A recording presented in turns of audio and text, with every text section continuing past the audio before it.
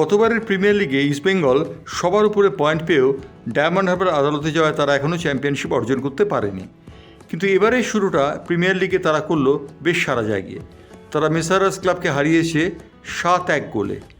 7-1 গোলে হারানোর মধ্যে দিয়ে বোঝা গেছে যে খেলায় তাদের প্রাধান্য কত ছিল। তাদের কোচ বিনো জর্জ এদিন মাঠে ছিলেন না, অন্যত্র ব্যস্ত থাকায় তার জন্য সহকারী কোচ এদিন দলটিকে পরিচালনা করেন। উল্লেখযোগ্য, ইস্টবেঙ্গল প্রথমার্ধে দাপটের সঙ্গে খেলে 12 মিনিটে আমন সিকের একটি অফসাইড গোলের মাধ্যমে এগিয়ে যায়, কিন্তু অফসাইড গোলটি হওয়ায় সেই গোলটি নাকচ হয়ে যায়। শেষ পর্যন্ত আমন সিকে সেই গোলটি না হওয়ার জন্যে ক্ষোভ প্রকাশ করেন। এরপর ইস্টবেঙ্গলের পক্ষে গোল করেন তিনি হচ্ছেন মনতোষ মাঝি। এই মনতোষ মাঝি সন্তোষ ট্রফিতে ভারতীয় বাংলা দলের প্রতিনিধিত্ব করেছিলেন। এরপর গোল করেন যারা, তাদের মধ্যে রয়েছেন সায়ন ব্যানার্জি আইএসএলে খেলেছিলেন ইস্টবেঙ্গলের হয়ে, এবং সায়ন ব্যানার্জির গোল করার পর ইস্টবেঙ্গলের রুদ্ধ গোলের দরজা খুলে যায় এবং একের পর এক গোল করতে থাকে তারা। জেসন টিকে খেলা শেষ হবার কিছুক্ষণ আগে পরপর 2টি গোল করে এই ম্যাচে সর্বোচ্চ গোলদাতা হন। জেসন টিকে 2টি গোল, তিনি হ্যাট্রিক করতে পারেননি বটে, কারণ শেষ গোলটি করেন ইস্টবেঙ্গলের পক্ষে সুমন দে। এর আগে ইস্টবেঙ্গলের পক্ষে আর যে গোলটি হয় সেই গোলটি করেন ভূতে ভাংলার। অর্থাৎ বোঝা যাচ্ছে ইস্টবেঙ্গল সম্পূর্ণ প্রাধান্য নিয়ে খেলেছে। 7টি গোল হজম করার পর মেসারাস 1টি গোল শোধ করে দেয়। আজকের খেলায় মেসারাস কার্যত কোনো সময় দাঁড়াতে পারেনি। ব্যারাকপুরের যে স্টেডিয়াম, বিভূতিভূষণ স্টেডিয়ামে আজকে খেলাটি অনুষ্ঠিত হয়, ব্যারাকপুরের এই স্টেডিয়ামের সারফেসে ইস্টবেঙ্গল সর্ব অর্থে চ্যাম্পিয়নের মতো খেলে ম্যাচ জিতে নেয়। ফার্স্ট ম্যাচ কিছু বলার নেই, দেখো 7 গোলটা বড় কথা না, আজকে জেতাটাই বড় কথা ছিল আমাদের। আর ফার্স্ট ম্যাচ আমরা কতখানি নিজেদের ফুটবলটা খেলতে পারছি, কতখানি নিজেদের ঘরানার ফুটবলটা খেলতে পারছি, সেটাই আজকে বেশি দেখাচ্ছিল। তবে জেতাটা অবশ্যই ইম্পর্টেন্ট, লিগে জিতেছি এটাই বড় কথা। আমি 7 গোল বা 5 গোল এসব নিয়ে ভাবছি। একটা ব্যাপার হচ্ছে যে আপনার টিমটা যেরকম আজকে 10 গোলে জিততে পারতো, বা 3টে গোলও কনসিড করতে পারতো, আপনি কি এটা মনে করেন? একদম একদম একদম এই একটা গোলও কনসিড করা উচিত ছিল না, এবং 2টো গোল ফাম্বেল করে আমরা নিজেদের মিস্টেক করে করেছি। তখন 6 গোল হয়ে গেছিল, একটু ক্যাজুয়াল হয়ে গেছিল, কিন্তু ওই ফুটবলে ক্যাজুয়ালের কোনো জায়গা নেই। ওটাই আমি অলরেডি প্লেয়ারদের বলেছি যে গোল করাটা যেমন ইম্পর্টেন্ট, গোল কনসিড না করাটাও যেমন ইম্পর্টেন্ট।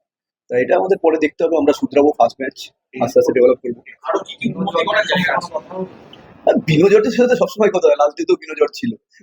মনতোষ মাঝি প্রথম এবারে এসকে প্রথম ইস্টবেঙ্গল জার্সিতে ম্যাচ খেললো, ওকে কিরকম দেখলেন? আপনারাই তো দেখলেন, সবে ইস্টবেঙ্গল জার্সিতে খেলছে, গোল পেয়েছে ফার্স্ট দিন, কনফিডেন্স বাড়বে, আরো ভালো খেলবে, এই জন্যই তো নিয়ে আসা।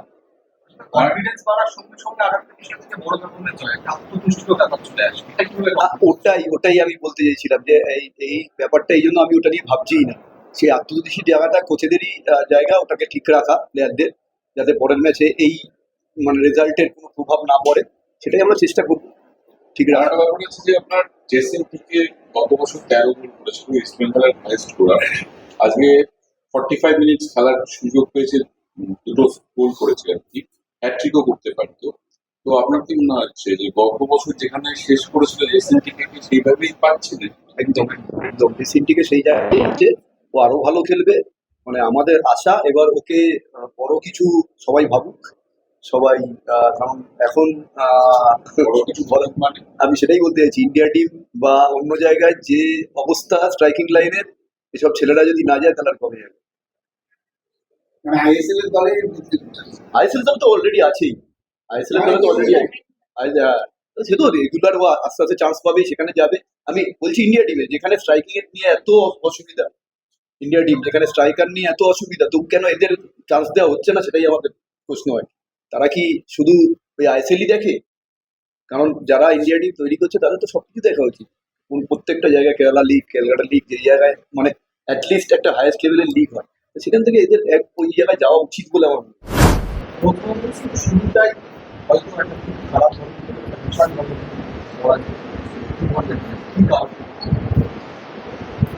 কোনো এক্সকিউজ নয়।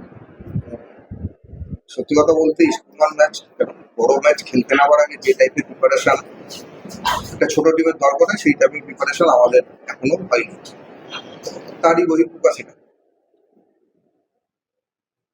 কোচ এর আগে আপনি গেছিলেন জফরদাস খেলেন, আপনি কতক্ষণ দলের দায়িত্ব নিয়েছেন? জাস্ট 3 বছর। মাঝখানে জফরদাস জগদা এসেছিলেন, উনি টিডি হয়ে এসেছিলেন।